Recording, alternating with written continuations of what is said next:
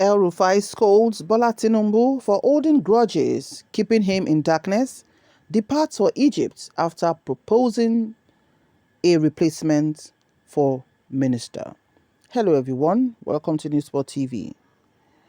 El-Rufai took umbrage at President Bola Tinubu to his face during a meeting at the State House earlier this week. The former Kaduna State Governor decried Mr. Tinubu's failure to be upfront about any reservations the president might have held against his ministerial appointment as indicative of a suppressed animosity as the controversy over his nomination continues to drive ripples across board.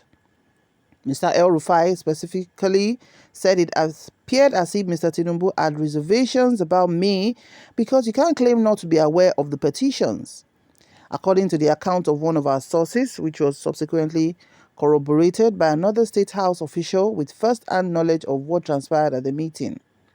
Before Mr. El-Rufai's remarks, the president had said he was only waiting for a security report from the National Security Administrators before taking a final decision. But a sitting Mr. El-Rufai quickly interjected and informed his host that he had already decided to stand down as a potential minister, said the source. Mr. El-Rufai's brutal candor before the president startled people around the presidential villa, with many fearing the political fallout. We know of his high level of competence, an Aso Rock aide said of Mr. El-Rufai, and the president would rather have him as an ally rather than even a cursory enemy.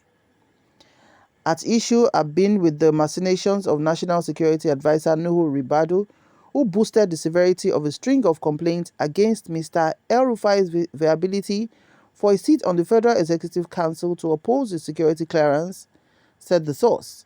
Mr. El-Rufai met with the president shortly after the news broke that he had decided to step down from Mr. Tinubu's cabinet because his nomination was withheld amidst a cloud of security concerns. He specifically blamed the president for allowing Mr. Rubadu and other zealous security aides to withhold his security clearance and subsequently allow rumors to proliferate about his status.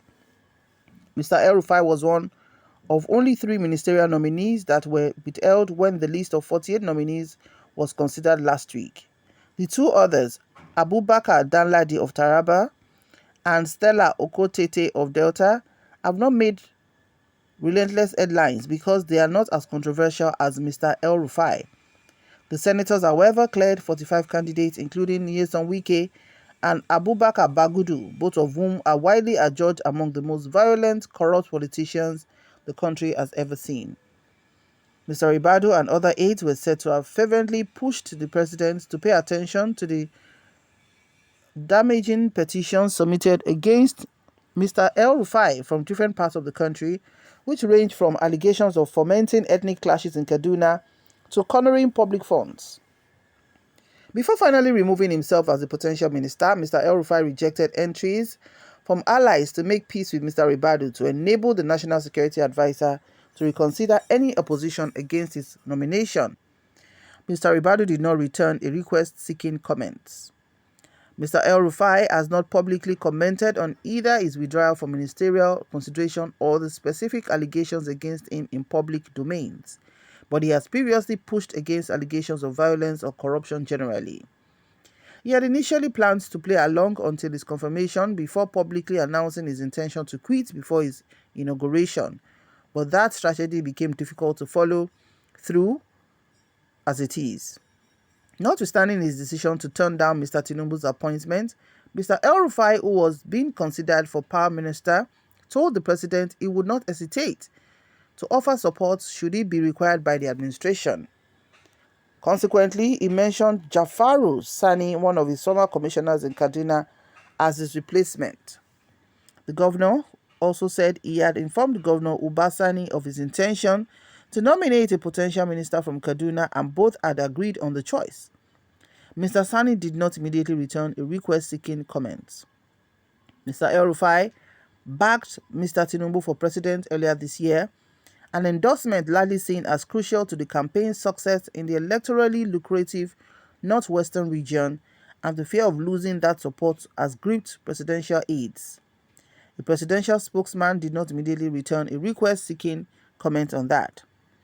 Mr. El-Rufai departed Abuja for Egypt on Thursday night, although it was unclear when he would be back in the country or how his future plans would unfold. So this is the report about the ongoing issues between El-Rufai and President Bola Ahmed Tinubu's alleged fallout, to say that he was just being played around, that the president cannot claim not to have heard about the petitions pushed forward against him and what the likely outcome will be, but rather allow him to get to this point and be dragged as, whatever it is. What's your situation or opinion on this situation? It's just not looking very good, saying that, having ministers who have had questionable things, feeling that they are being victimized, whereas the petitions that are being raised, is a matter of clearing to say, okay, these allegations against me, how do I clear these allegations? And the one that will be very difficult for El-Rufai to clear is his stance on religion.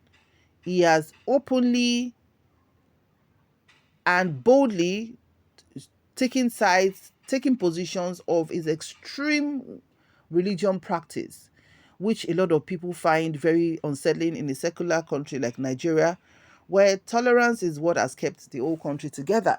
And everybody knows that the moment you tilt towards extremist or extremism in Nigeria, you are calling for chaos. You're calling for breakdown of law and order, which is what every Nigerian should try as much as possible to avoid, especially as a public servant, as a leader, a governor, two-term governor of the state, and also ex-minister of FCT. Would like to hear from you. Please drop your comment. Do you think the fallouts allegedly between President Tinubu and El-Rufai would have any serious impact on this administration? A source even said that, he said he was pursuing a doctorate at the university in Netherlands for his PhD, so that's why he's not taking up and he's withdrawing from the ministerial position. How true that is, we don't know, but categorically it's been stated that he's been out of the country and is out of anger.